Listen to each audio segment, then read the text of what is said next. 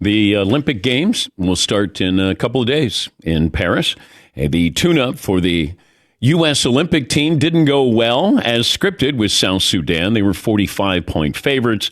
They held on to win thanks to LeBron James with a. It's weird to say this. You know, LeBron had a clutch layup against South Sudan. They're like, wait a minute. You don't put those two together.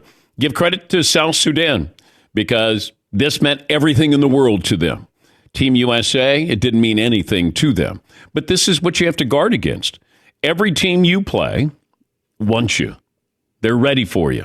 They're going to give you everything. You know, you got guys who are all-time greats, and there's like a loose ball. I don't think I'm going to dive. South Sudan, you're going to have everybody diving for that loose ball. Yes, Marvin. Carlos Arroyo has been dining out off of his performance against the U.S. in the Olympics for 20 years. Like, who's Carlos Arroyo, you say? He was an okay point guard, but he went off against the Americans and beat them in the Olympics. Hey, best performance of his life. Yeah. And so if you're South Sudan, this is our like gold medal game no matter what. And Team USA is still a prohibitive favorite here, followed by Canada, France, Serbia, and Greece. And Team USA still waiting to get Kevin Durant back, but still you would think with that amount of talent. You know, so when we go down the roster of South Sudan and then somebody says, yeah, they got a kid who's going to play at Duke with Cooper Flagg. Okay. Although they had a couple of guys who played a little bit in the NBA. Okay. They don't even have an indoor facility in South Sudan to play basketball until recently. Okay. Team USA had to get a clutch layup from LeBron. It's inexcusable. I'm going to give South Sudan credit because they played hard. That's their Olympics. They're playing against Team USA. That win, even the fact that they went toe-to-toe and barely lost, I can't imagine how that is going to be received or was received in South Sudan. And they're trying to grow this. I mean, this is a movie waiting to happen. Remember Cool Runnings? I mean, that's what this is. With what Luol Deng, who played in the NBA, played at Duke, he's trying to cobble this together. No facilities. He's paying for it. It's truly they bordered on one of the greatest upsets in basketball history. And I know it's a friendly, and Team USA, well, you know, they're going through the motions there. This was monumental. And I don't know if it's a wake-up call. I don't know if it's a red flag. It's just, you can have the most talented roster ever, more talented than the Dream Team. It's just the Dream Team, they were going against countries that really didn't have a developed basketball program.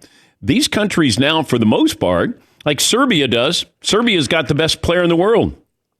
France is going to have Victor Wembanyama, Rudy Gobert. Greece is always competitive. Canada's got a ton of NBA, roster experience.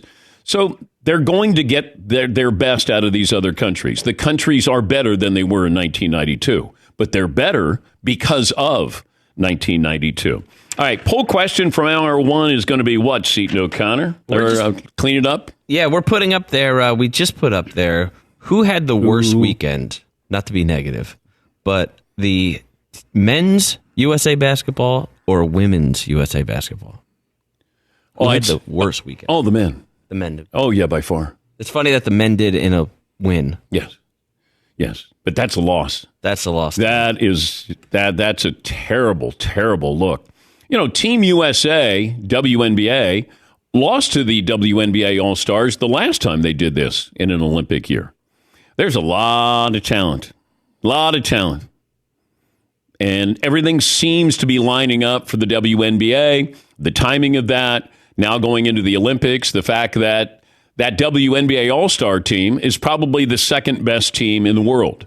And beating Team USA, just kind of heightens the talent level that you have in the WNBA. Team USA versus South Sudan? Not in my lifetime. Not in my lifetime. Made for a movie. And it almost happened. When we do the documentary on this team, is the storyline here, that's when we knew we were in trouble? Or that was the wake-up call we needed? And then you go, there's always a pivotal moment where it was like, Kobe ran through Powell's chest and we were like, oh, we're winning this. Well, then you get the voiceover, Liev Schreiber, who does Hard Knocks, and then the South Sudan game. It changed things. It changed a mindset. And it helped lead Team USA to a gold medal. We're galvanized. Yes, we're galvanized. I love that. All right. So best and worst of the weekend, what you saw that you liked, you didn't like. A lot of people still trying to come up with my boat name, and we're taking those suggestions, wonderful suggestions. And thank you for taking time out from your busy day to call in. And a lot of people have never called into the show, but they finally found a reason because they're trying to find the perfect boat name for my pontoon boat. Yes, Paul. I was at a marina this weekend, ironically, and I saw a lot of pontoon boats, a lot of other boats. I was walking the boatyard, as they call it, and there's a lot of creative names. A lot are about, like, I've made it in life. You know, like retirement, like mint with a dollar sign on it. There's a lot of references like that. I did see a few pontoon boats, and they did have names. Oh. One was, I got to say this right, Ship-Faced. Ship-Faced, Shipfaced. And it's like a tiki bar. Okay. It was funny. Where was the name of the boat? It was on the side of the boat because it's easier. There's more room there. Okay. Because in the back, you have the engine there. I saw a couple in the back and a couple on the side with pontoons. All right. So maybe I do it on the side. Yeah. Yes, Eaton? A pontoon boat sort of strikes me as like the El Camino of the boat world. Is that fair? I hope you mean by being really, really cool. Yeah, but also sort of like it's really cool in a utilitarian but badass kind of way. I love El Caminos. I'm not slighting El Caminos. Okay. But they're unique in the automobile world. Because I'm going to stick up for the El Camino. You're taking it as a slight, and it's not meant to be. Okay. All right. I didn't say like the Pinto. Are you slighting my pontoon boat? I'm not. Okay. I'm not. But pontoon boats are also very unique in the boating world, are they not? Yes. Right. Just like an El Camino is. It's a party barge. All right. So party barge sounds rad. I'm not. Yeah, Paul. I would say the player comp for a pontoon boat. You know when you go to like an event or a city and you're on one of those minivans, those travel buses where everyone's on it and drinking and it's air conditioned and everyone's yelling and screaming and having fun. Those party vans to like New York City or wherever you're going. That's a pontoon boat. It's technically a boat and it is on the water, but it's basically a social atmosphere. But if I was going to actually have an actual athlete who represents what the pontoon boat represents to the boating community. Oh, always fun. Is there a comp where whatever sport it is, you'd go, you know what? He's the pontoon boat of his sport. Travis Kelce. Travis Kelce. Fun around him at all times. Probably underrated. He's a little higher end, I think, than a pond. I think Jason Kelce. See, I feel like now you're disparaging pontoon boats. Well, no, I'm trying to be reasonable. Like, when parents talk about their kids, oh, he's in the 87th percentile or so.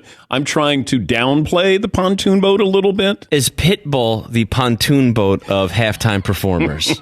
He's got a lot of hits. He had a lot of hits. He just might not be, if you're like thinking of like different types of sailboats, it's like, all right, yeah, there's the Taylor Swift Beyoncés of the sailboating community or motorized boats, whatever, motorboats, but Pitbull's it's a solid performer, like a pontoon boat. No, he's like a jet ski. Dang, what? He's just kind of high energy and annoying. Yeah. Yes, Paul. I'll throw this at you. The music comp for a pontoon boat, the surfer acoustic singer Jack Johnson. Fun, likable, breezy, easy listening, drink in your hand. Okay. Not going too fast. I would say more Jimmy Buffett. Okay, old school. Kenny Chesney. There you go. Maybe like that. Chesney, yeah. Yeah.